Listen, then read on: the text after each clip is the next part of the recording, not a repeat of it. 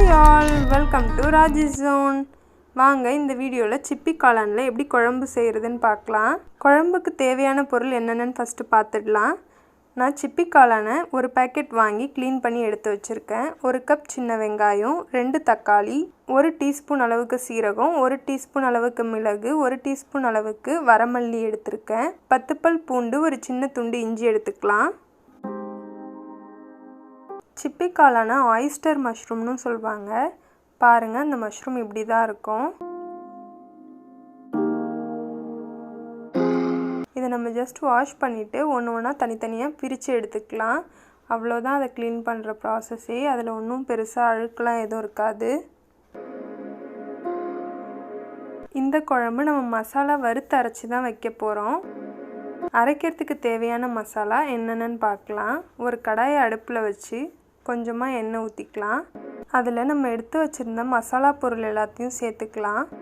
அதை ஒரு செகண்ட் வறுத்துட்டு நம்ம எடுத்து வச்சுருந்த இஞ்சி பூண்டையும் அது கூட ஆட் பண்ணிக்கலாம். அது கூடவே 1 கப் அளவுக்கு சின்ன வெங்காயம் எடுத்து வச்சுருந்தோம் இல்லையா, அதையும் சேர்த்துக்கலாம். சின்ன வெங்காயம் நல்லா வதங்கினதுக்கு அப்புறமா தக்காளி சேர்த்துக்கலாம். பாருங்கள், சின்ன வெங்காயம் ஓரளவுக்கு கண்ணாடி பதத்துக்கு வெந்துடுச்சு. இந்த ஸ்டேஜ்லேயே நம்ம தக்காளி ஆட் பண்ணிக்கலாம். இது கூடவே ஒரு கொத்து கருவேப்பிலை சேர்த்துக்கலாம்.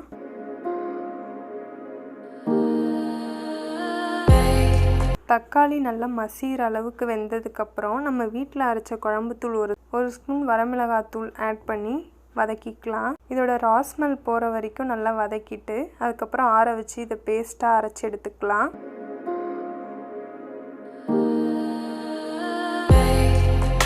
இப்போ ஒரு கடாயை அடுப்பில் வச்சு தேவையான அளவு எண்ணெய் விட்டு நம்ம எடுத்து வச்சுருந்த பட்டை, லவங்கம், கிராம்பு அதெல்லாம் ஆட் பண்ணிக்கலாம்.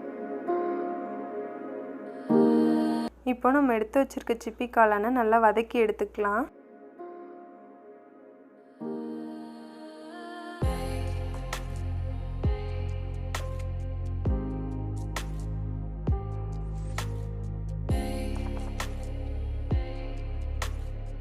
மஷ்ரூம்லேருந்து தண்ணி விடும், நம்ம கிண்டிக்கிட்டே இருக்கணும்.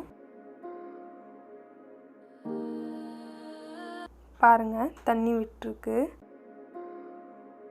இந்த மஷ்ரூம் வதக்கும் போதே 1/4 சிட்டிகை அளவுக்கு மஞ்சத்தூள் சேர்த்து தண்ணி விட்டு மஷ்ரூமை தனியாக வேக வச்சுக்கலாம். இந்த மஷ்ரூம் சாப்பிட்றதுக்கு நார்மல் மஷ்ரூமை விட சூவியாக இருக்கும். நம்ம சிக்கன் சாப்பிடும்போது எப்படி நமக்கு தெரியுமோ அதே மாதிரி இருக்கும். இப்போ நம்ம வதக்கி வச்சுருக்க மசாலாவை பேஸ்ட்டாக அரைச்சி எடுத்துக்கலாம்.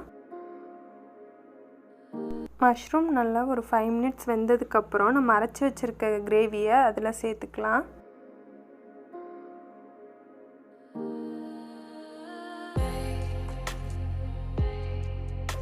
அதுக்கப்புறம் கிரேவிக்கு தேவையான அளவு உப்பு சேர்த்துக்கலாம்.